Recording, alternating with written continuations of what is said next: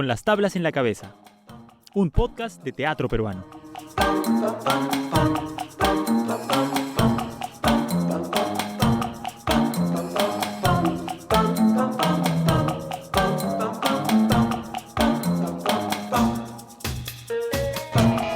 Es curioso que mientras más nos adentramos en la conversación teatral, vamos encontrando más preguntas que respuestas.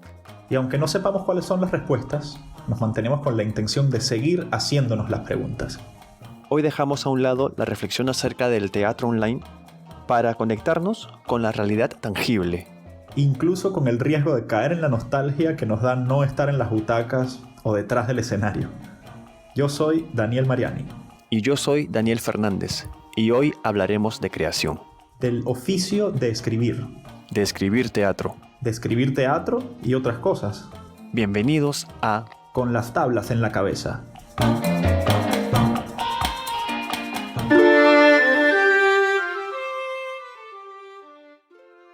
Y bueno, Dani, llegamos al tercer programa. Cuando un cantante llega al tercer disco, dicen que entonces ya se les puede tomar en serio. Ajá. Supongo que ahora que lo mismo pasa con nosotros. Lo importante es que nos estemos tomando en serio nosotros mismos, ¿no? Eso creo que es lo clave.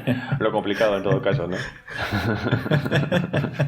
Eso lo averiguamos para el cuarto, en el cuarto les decimos. Sí.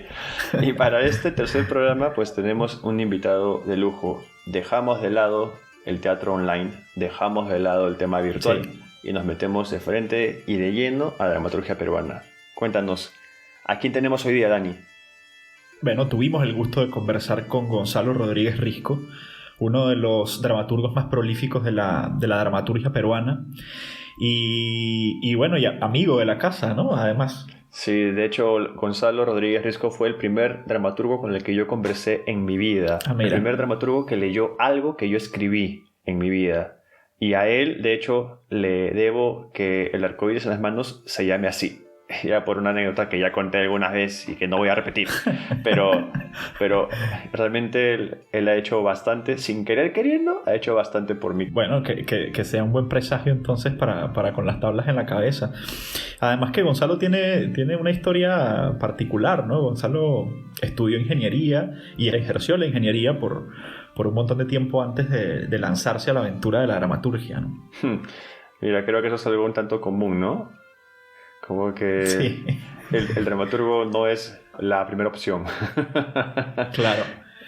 Y bueno, y no solo se lanzó a la aventura de la dramaturgia, sino que se lanzó a la aventura de ser escritor en general, porque ha escrito 6 guiones de películas y además escribió una novela corta y una novela larga. Justamente la novela larga la terminó de escribir en cuarentena. En principio lo llamamos para hablar de procesos de escritura en circunstancias como la cuarentena y nos habló de que lo que había escrito en este periodo fue su primera novela larga y al final, bueno, la charla fue de muchas cosas, no solo de literatura, sino hablamos mucho de un montón de cosas. Sí, definitivamente Gonzalo Rodríguez Risco creo que ha sido la mejor opción para empezar a hablar de lleno, como bien has dicho, no solo de dramaturgia, sino en sí de escritura peruana, de un autor peruano, prolífico, comprometido con su trabajo y que viene creando prácticamente sin parar desde que empezó hace más de 20 años. Y este año iba a estrenar su siguiente obra, ¿no? En julio del 2020 estrenaba Hijos de la República en el Teatro de Lucía, con una obra que prometía bastante, dirigida por Alberto Isola, con un elenco que tú nos vas a decir en este momento. El elenco de lujo, como él mismo dijo, ¿no? Con Augusto Mazzarelli, este grandioso actor uruguayo, Alejandra Guerra, Giancarlo Torrese, Vanessa Vizcarra y Elisa Tenaut. Perdón, Elisa, no sé cómo se pronuncia tu apellido, es muy complicado. Aquí somos especialistas en no saber cómo se pronuncia apellido. Sí. Tenemos un máster en eso. Pero definitivamente era un elenco de lujo, con un director de lujo y con una producción de lujo, con escena contemporánea, con quien ya había trabajado en Nunca Llueve en Lima. El exitazo, el hit del 2016, me parece. Bueno, esperemos que la providencia nos permita ver ver esa obra en algún momento.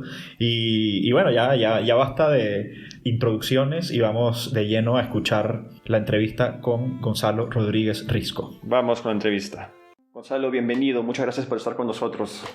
Gracias, Daniel. Feliz de estar por acá con ustedes conversando y viendo todas las facetas de un escritor, si es posible sí. No solamente quedarse en el teatro, ¿no? Si te faltaba alguna, pues ya le estás haciendo check. Ya guionista tengo hace 10 años, ya con 6 películas estrenadas, ya puedo ser guionista tranquilamente, ¿no?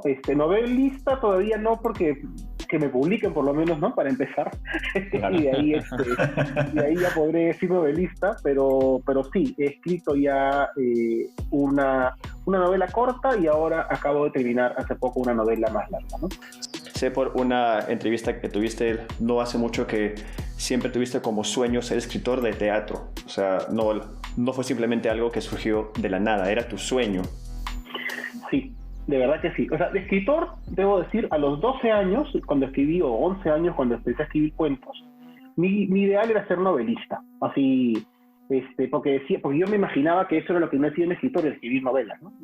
El teatro era un lugar que yo iba a ver, pero no me imaginaba escribiendo teatro. Pero a los 16 años, entra Maritza Guti, una actriz que ustedes, generaciones menores, de repente no conocen, pero fue una gran persona. Falleció hace unos años. Ella estaba casada con Alfonso Santisteban, el dramaturgo, y ella fue profesora de colegio. Y ella, cuando yo escribí la obra de teatro para el colegio, me dijo: oye, tienes un buen manejo del diálogo, deberías escribir teatro. Y empecé a escribir teatro. Entonces, esto ocurre a los 16 años. Y luego, cuando regresé ya de la universidad, a los 21, 22, si yo soñaba con algo era con escribir teatro. O sea, era como que decía, no, el hecho de que las palabras que yo he escrito sean dichas por alguien y que hay gente observándolo, me parecía maravilloso, ¿no? Versus el novelista que, bueno, tú puedes leer mi libro, pero no me voy a parar detrás de ti para ver cómo lo lees, ¿no? Claro. Yo tengo la posibilidad de observar a mi público, a observar a mi lector, ¿no? Y aparte de trabajar con un equipo, ¿no? Entonces, sí, mi sueño desde los 15, 16 años, que ya han pasado unos años, entonces siempre fue escribir teatro. Y he tenido la suerte de trabajar en todo tipo de teatro. O sea, he podido trabajar desde grandes musicales en el teatro municipal hasta pequeñas obras de teatro en teatros con 20 personas, ¿no? Te escuché decir en una entrevista que tus ideas originales las planeas en formato teatro, ¿no? Que hasta ahora las películas que has escrito han sido de alguna manera encargos o proyectos que no han sido, pues, tuyos desde el inicio o desde la concepción. Y ahora me dices que tu sueño siempre fue escribir teatro. Me parece muy lógico, ¿no? Que digas que tus concepciones de proyectos nacen del teatro. Esto, después de haber escrito una novela corta y una larga, ¿crees que cambie o el teatro sigue siendo ahí el corazón?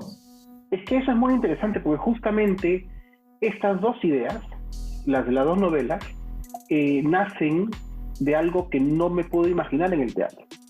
O sea, no necesariamente en el cine o no, pero lo que me refiero es que o sea, lo que le quiero decir es lo siguiente. A mí, cuando se me ocurre una idea original, digamos, generalmente una idea para algo, se me ocurre cómo se va a ver en el escenario, qué va a pasar, cómo los actores lo van a interpretar, cómo va a llegar al público, cómo se va a dialogar. Pero en el caso de, particularmente la primera novela, se me ocurrió una idea que era que no podía imaginármela en el escenario. No me la podía imaginar, no veía cómo ponerle en un escenario. ¿Y era por qué? Porque era una persona que cambiaba detalles de los cuadros, y al momento de cambiar los detalles de los cuadros, cambiaba las emociones de quien los observaba. Entonces, en el escenario tendría que mostrar el cuadro. Igualmente en una película. Tendría que mostrar el cuadro, no podría... Claro.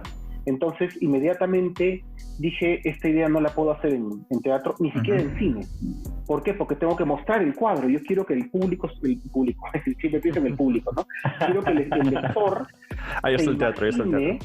el lector se imagine ese cuadro, como le mejor le parezca, ¿no?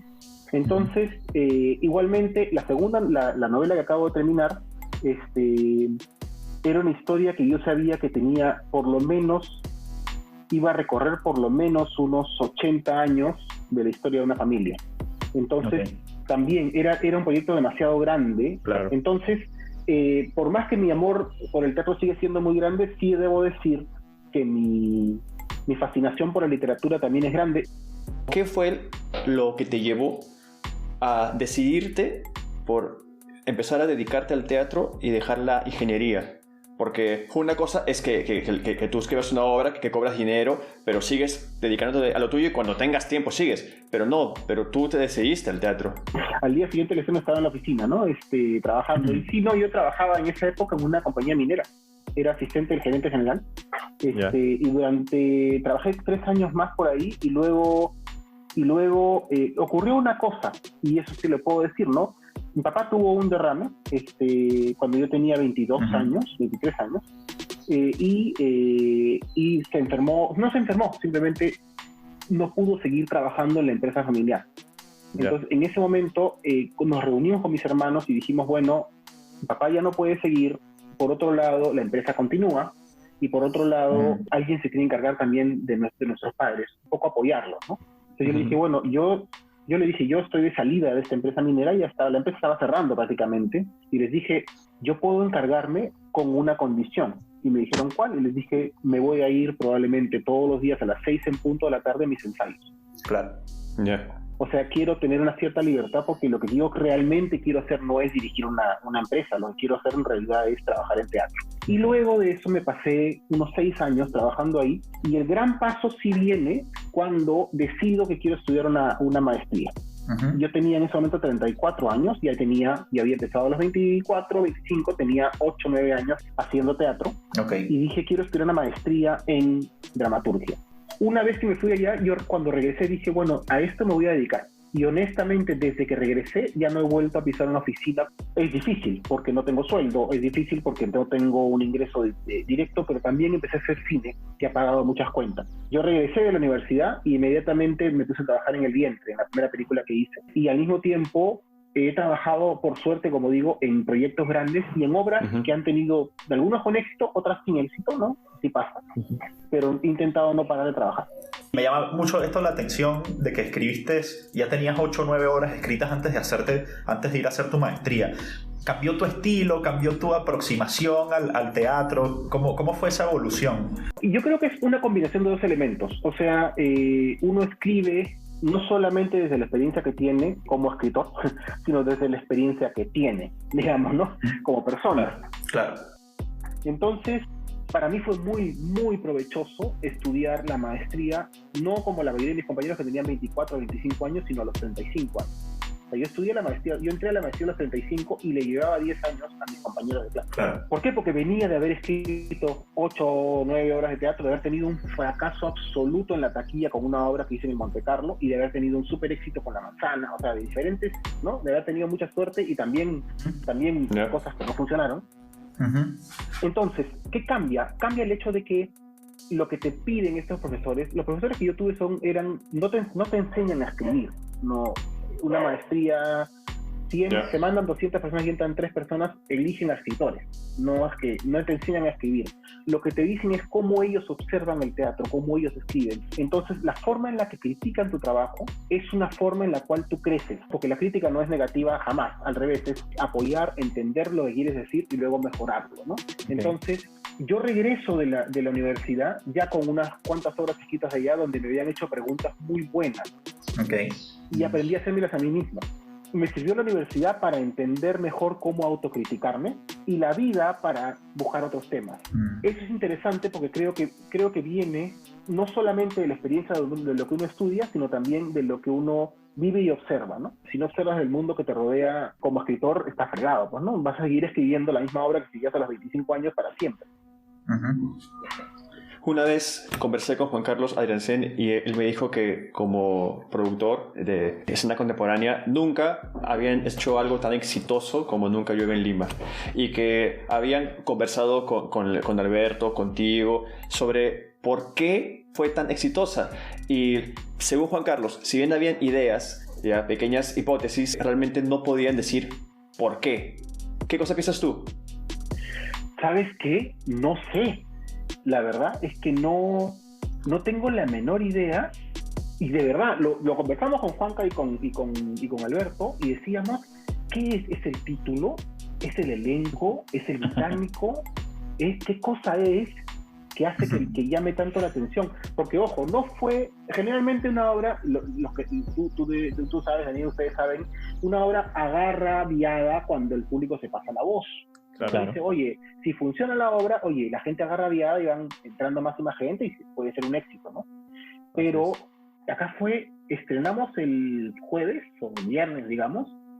El sábado teníamos 3 cuartos de sala, el domingo 3 cuartos de sala, el lunes lleno, el siguiente jueves lleno hasta el final de la temporada. El mismo caso nos ocurre, ahí sí hubo un crecimiento por pasada de voz con El hombre del subsuelo que hicimos con Josué en la Católica. Esta obra basada en Dostoyevsky, que la primera semana estuvo bien y de pronto la gente se pasó la voz y se recontrallenó el resto de la temporada, y luego al año siguiente repetimos la obra y también estuvo llena toda la temporada. Okay. Eso fue interesante porque ahí sí vimos esa pasada de voz, pero muy, muy rápido. Yo tenía la suerte de tener esos éxitos bonitos, ¿no? Claro. Eso que nos burlábamos porque decíamos, yo nunca, les digo, una sola vez pude ver Nunca Llueve en Lima sentado en la platea. Porque no había espacio nunca. No existe la tentación de encontrar la fórmula y repetirla. No existe la fórmula, si no todo el mundo la haría. No existe. No existe. O sea, ¿qué quiero hacer yo con Nunca Llueve en Lima? Me gustaría eventualmente escribir una segunda y tercera obra sobre Lima y publicar un librito que se llame, no sé, Lima o Teatro en Lima o lo que sea. Claro. Hacer una pequeña trilogía de Lima. Y ahí sí decir, oye, voy a aprovechar el marketing que tuvo Nunca Llueve en Lima para mover, ¿no? Claro. ¿No? Y bueno, de repente, por ejemplo, estaríamos en temporada en este momento con Hijos de la República, si no hubiera habido pandemia, y obviamente el equipo era el mismo, el equipo creativo, no actoral, pero sí creativo era el mismo, era Alberto dirigiendo, yo como dramaturgo y Juan Carlos y escena contemporánea con productores, ¿no? Entonces me imagino que parte de nuestro marketing hubiera sido también del equipo de Nunca Llueve en Lima. De los creadores de los creadores de Nunca Llueve en Lima, ahora algo que no tiene nada que ver con eso, ¿no? Si es que recuerdo bien, tú comenzaste a escribir Hijos de la República en inglés. Sí. ¿Por qué? Tengo la suerte de que me ofrecen casi todos los años, este año no obviamente, pero casi todos los años me ofrecen una posibilidad de hacer una lectura en Estados Unidos, en Nueva York. Lo que hacen es, no me pagan el pasaje, pero si puedo ir, me pagan parte de la estadía y luego me dan 25 horas de ensayo con un elenco y un director o directora para ensayar lo que sea que esté trabajando. Hice la lectura y luego de la lectura recién la pasé al castellano. Yeah. Y luego la trabajé por un par de años más. Esa obra la empecé en el 2016. Cuando estaba en ensayos de Nunca Llueve en Lima, arranqué a escribir Hijos de la República. Okay. Ya, pero fue por el contexto ese de la lectura de Estados Unidos, no porque te fluyó de pronto hacerla en inglés. No, fue de forma práctica. Decidí ser práctico porque dije, si la escribo en castellano, luego la tengo que traducir al inglés y siempre se siente foránea en ese idioma. Entonces, se siente foránea en el idioma que no es, en la cual no lo escribí. Decidí hacerlo, pero luego ya la he trabajado tanto desde que está en castellano, porque prácticamente esa fue la única versión en inglés. Desde entonces ya la he trabajado 2 años en castellano, entonces ya para mí en inglés no la entiendo bien. Claro, como la obra va cobrando vida, ¿no? Cómo ya se convierte en un organismo independiente. Absolutamente, y me falta lo más importante, el ensayo. Al final. El ensayo, no la puesta en escena. La puesta en escena es el último paso, ya. No, me falta. Yo trabajé mucho Nunca Llueve en Lima con Alberto y con el elenco. Me falta eso. Yo insisto y lo insistiré siempre que si puedes estar en ensayos como dramaturgo, estés en ensayos. ¿Por qué? Porque no para que dirijas tú, sino para que tu obra la entiendas mejor conforme los actores la estén explorando. Entonces, me falta eso, me faltó. Yo debería estar trabajando desde abril hasta ahora el texto de Hijos de la República para que llegue en su mejor forma, por lo menos la posible para mí en este momento, con el elenco maravilloso que tenía, al teatro, ¿no? Entonces, por algo hacemos teatro. O sea, si tú me pides alguna obra antigua, te voy a decir que sí es que aceptas, no tienes que aceptar, o sea, te digo sí, pero te voy a dar el nuevo texto oficial. No, Yeah. no es un museo, no es una pieza de museo, está vivo. O sea, si tú dices, no puedo cambiar una coma porque lo escribí así, yo digo, bueno, entonces haz películas, ¿no? Que no puedes cambiar una coma porque ya está filmada. Qué bueno. En el teatro no, en el teatro si yo encuentro que el final lo puedo cambiar, es más, puedo cambiar el final si quiero, no pasa nada. La obra de teatro solamente existe en el escenario. El texto es una muestra de la partitura de la obra, pero no es la obra, ¿no? ¿Cómo manejas las resistencias, Gonzalo? Porque una cosa en la que nos podemos sentir identificados los que escribimos, y los que escribimos teatro particularmente, es esas resistencias, ¿no? Eso que nos cuesta sentarnos y ponernos a producir. Es difícil, te digo, ¿ah? O sea, por ejemplo, lo que pasa es que vamos a separar por un momento. Existe la posibilidad, si me llaman para un proyecto de teatro o de cine, no existe resistencia, existe la fecha de entrega. Claro. Y por lo tanto, yo entro en una maquinaria de producción y que, ojo, no significa que la obra sea una cosa maquinada ni fría. Yo estoy muy, muy orgulloso de los trabajos que he hecho por encargo. Uh-huh. O las películas que he hecho, o sea, yo te digo, tengo un amor especial a las películas que he hecho, pero sí o sea, literalmente se apunta apunto día por día la chamba que tengo que hacer y la cumplo, ¿no? Y lo gracioso es que la gente me ve como muy prolífico, porque empecé muy prolífico, pero ahora me demoro un montón y no parece, ¿ya? Es gracioso porque yo la última obra original que estrené, ¿ya? La última obra original que yo estrené fue en el año 2016, pero no parece. ¿Por qué? Porque he trabajado en películas, he hecho series web, he hecho reposiciones de mis obras, ¿no? Así y he es. hecho, no sé, Cenicienta el musical después del 2016, ¿no? Pero, El nombre está ahí siempre dando vueltas. Exacto. Claro. Pero lo gracioso es que mi proceso de una obra de teatro ahora es un proceso, por lo menos, cuando es una obra mía original, una idea que tengo, es un proceso de 1 o 2 años. Ahora, ahí viene la cosa. Ahora tengo una idea para una obra de teatro. Tengo el título, ya apunté, ya puse el nombre de los personajes, todo, y me muero de miedo de empezar. Ya, de verdad, me muero de miedo de empezar, porque cada vez que empiezo, el proceso de escribir para mí es un proceso tortuoso, no es fácil, porque a mí me gusta mucho reescribir, me gusta tener un borrador para luego ya poder trabajarlo, ¿no? Pero el primer proceso sí me cuesta un poco, y como digo, y son procesos de años, no de meses, ¿no? Yo tuve un poco la suerte, vamos a llamarlo así, si queremos llamar suerte a algo lo que ha pasado últimamente. Yo tenía esta novela pesada en mi mente, hablando un poco de escribir igual, ¿no? Independientemente que sea para teatro o para lo que sea. En el 2017 se me ocurrió por fin la idea, que venía de una conversación que tuve cuando tenía 14 o 15 años en el colegio con un amigo. En el 2017 dije, tengo esta idea, y se me ocurrió, y dije, pucha, pues es una novela de por lo menos 200 páginas y es dedicación completa. Entonces en el 2017 escribí las primeras 2 páginas y después dije, si me meto esto, me fregué. Y estaba haciendo 20 cosas al mismo tiempo, ¿no?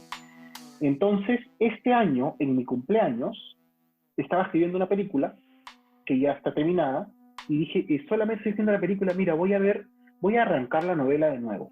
Y dije, voy a escribir al estilo de Stephen King, que él escribe 2000 palabras diarias, y yo dije, voy a escribir 500 palabras diarias. ¿Por qué? Porque voy a poder dedicarle 3, 4 horas máximo al día, y eso, o cada 2 días, 3 o 4 horas, porque tengo la película.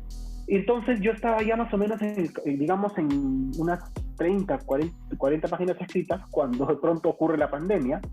Claro. La película se cancela, termino la película y la entrego, pero ya la producción de la película se cancelan los montajes que venían, y de pronto el 16 de marzo, ¿no? Me senté en la computadora y dije, bueno, escribir la novela, pues no, porque no tengo trabajo, o sea, claro, es como cuando le pides al genio que te dé un deseo y te da un deseo, pero te quita algo para dártelo, ¿no? Claro.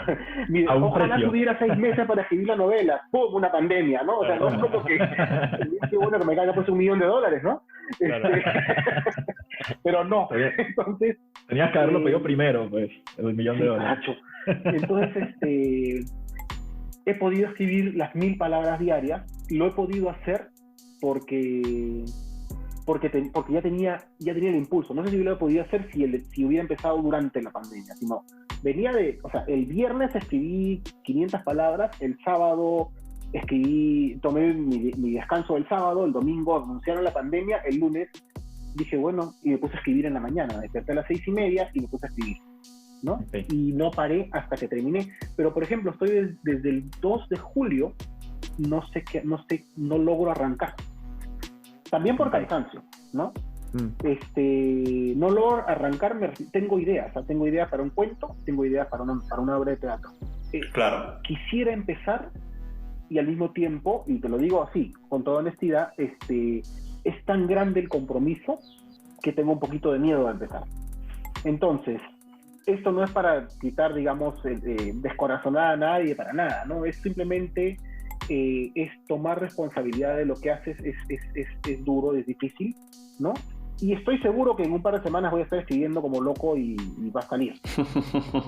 Ya para ir terminando esta conversación, Gonzalo, has mencionado en varias oportunidades cómo uno va escribiendo lógicamente, según el momento en donde está, desde dónde está, ¿no? Desde su experiencia en ese momento, ¿no? Como sobre las temáticas de tus obras en tus 20, luego en los 30, etcétera, ¿no? Hasta llegar a Nunca llueve en Lima, con esa Lima destruida en tus 40. Ahora que estás ya cerca a los 50, tienes 48, ¿qué tendríamos que esperar de tus próximas creaciones? Lo que venía, o sea, lo que vendrá el próximo año, Hijos de la República, nace justamente de pensar en que el concepto, digamos, que nace de esta obra, es el hecho de que es una obra sobre la corrupción, sobre cómo, de alguna forma, la corrupción en Latinoamérica y ahora, y en el mundo entero también, pero marcadamente, digamos, en el mundo en el que vivimos, en el Perú, está normalizada al punto que es parte de nuestro ADN, ¿no? Y por eso no somos ciudadanos, somos hijos de nuestra república, ¿no? Ese era el cuestionamiento que tenía y eso es lo que me tuvo obsesionado, y la obra es justamente sobre eso, sobre cuánto crees y cuánto eres tu país, y hace como un paralelo entre un matrimonio y nuestro matrimonio con el país, por así decirlo, ¿no? Entonces eso es lo que me obsesionaba en ese momento. Pero una obra, por ejemplo, que tengo planeada en mi cabeza ahorita es sobre 2 señoras mayores y un señor mayor en sus 70s todos, metidos a clases de ballet. Y sobre la sexualidad de personas en sus 70s, de septagenarios y octogenarios, ¿no? Uno los considera seres sexuales, ¿no? Y tengo esa idea de que, ¿por qué no considerarlos seres sexuales, ¿no? Y esa idea está dando vueltas en mi cabeza, ¿no? Ahorita que quiero algún día escribir, ¿no? Entonces, o sea, no tiene nada que ver con política. Yo no siento que me tengo que obligar a escribir de política. Obviamente, yo soy de procesos largos. Es muy probable que escriba sobre encierro y pandemia, pero no ahorita. Claro. Yo tiendo a ser el tipo de autores, y existen de los 2 tipos, que observa lo que pasó para entenderlo mejor y lo revisa para entenderlo mejor al escribirlo, versus reacciona a lo que está pasando. Hay autores que reaccionan a lo que está pasando, y los respeto y los admiro y hasta les tengo un poquito de envidia. Yo no soy así. Yo tiendo a escribir observando lo que pasó para entenderlo un poco mejor, reviviéndolo para entenderlo, pero de vez en cuando lo revivo 10 años después. En este momento no tengo ningún apuro por escribir sobre pandemias y encierros, pero eventualmente va a llegar, porque ha habido un cambio grande, ¿no? ¿Cuándo será? Gonzalo, la verdad es que, bueno, teníamos un montón de preguntas anotadas que quedan por hacerte, pero bueno, lo tomamos como un presagio de una bonita conversación futura que nos encantaría tener contigo, bien sea por esta vía o bueno, qué sé yo, cuando nos podamos juntar y a lo mejor tomarnos unas chelas y celebrar la libertad. Que sobrevivimos. Pero en todo caso nos ha encantado tenerte y es un honor que estés con las tablas en la cabeza, la verdad. Igualmente, chicos, muchas gracias a ustedes, ¿ah?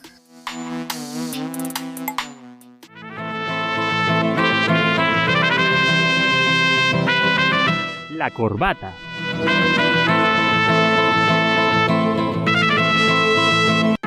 Y comenzamos con la corbata del día de hoy. Comenzamos con la sección que cierra el programa, este episodio 3.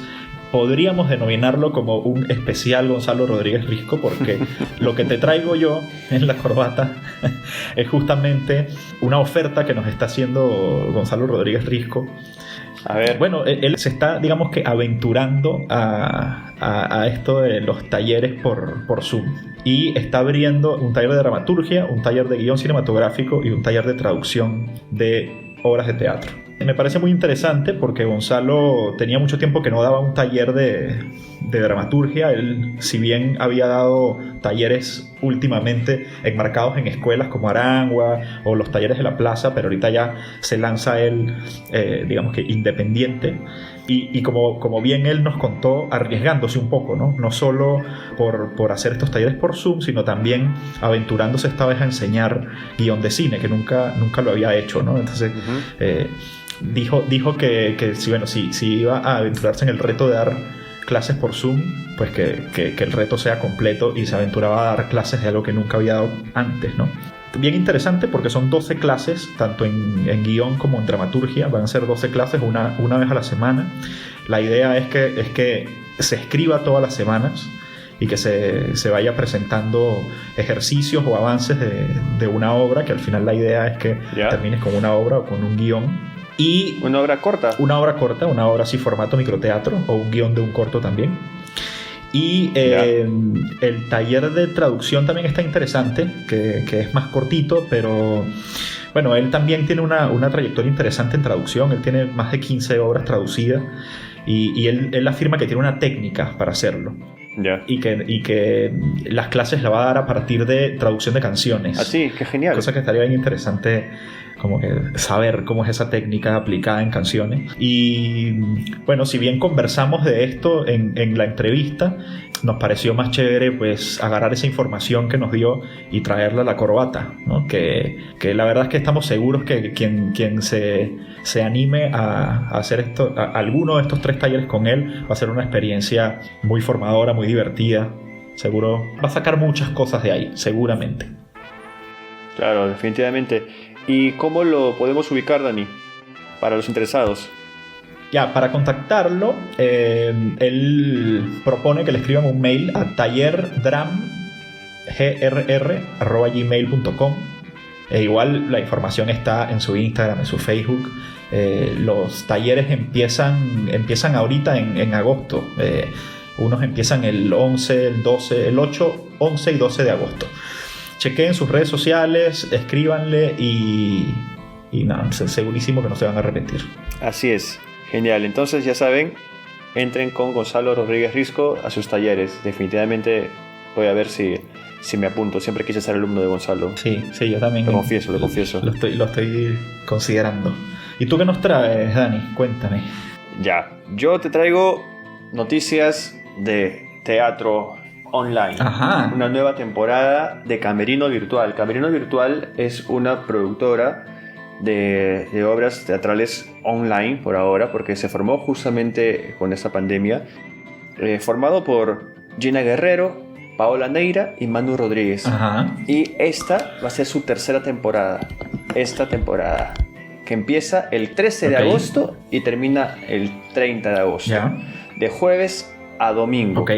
Si no me equivoco, son 2 obras por día. O sea, 2 obras el jueves, 2 el viernes, el sábado, el domingo. Desde las 9 de la noche. Entonces, esta tercera temporada, viene bajo la temática de ellas. Son obras que todas tienen que ver con temáticas de mujeres, donde las mujeres son las protagonistas. Y encontramos por lo menos 3 grandes actrices Liliana Trujillo, quien no conoce a Liliana Trujillo, grandísima. Nidia Bermejo, muy conocida por La Cautiva. Qué bueno. Gran obra. Natalia Salas. Qué bueno. Gran actriz de musicales, de actores como Carlos Victoria. Ah, bueno. Entre otros, ¿no? Lujo. El mismo Manu Rodríguez también va a actuar, sí. Así que esta temporada 3, llamada Ellas, promete mucho. Qué bueno. Como siempre, esta es una alternativa, ¿no? Para los artistas que quieren seguir creando, para el público que quiere seguir llenando su vida con historias interesantes, con cosas muy chéveres. Así que eso es lo que les vengo a recomendar. Busquen en Instagram, en Facebook a Camerino Virtual y apunten en la fecha de inicio, 13 de agosto. Qué bueno sobre todo que nuestros amigos teatreros sigan propiciando y encontrando espacios para hacer lo que sea esto, que ya hemos discutido ampliamente en el capítulo 1 y 2. Que aprovechamos para decirles que si no lo han escuchado, pues siguen absolutamente vigentes. Pueden ir a escucharlo. Y nada, muchísimas gracias a todos por acompañarnos en este episodio 3. Va a haber episodio 4. Así que sigan pendientes de lo que viene, que vamos a seguir haciendo cosas. Y síganos en las redes, tanto a Daniel Fernández como a mí, Daniel Mariani. Y nada, hasta una próxima oportunidad. Esto fue Con las tablas en la cabeza, tercer programa. Ya saben, a tomarnos en serio, chicos.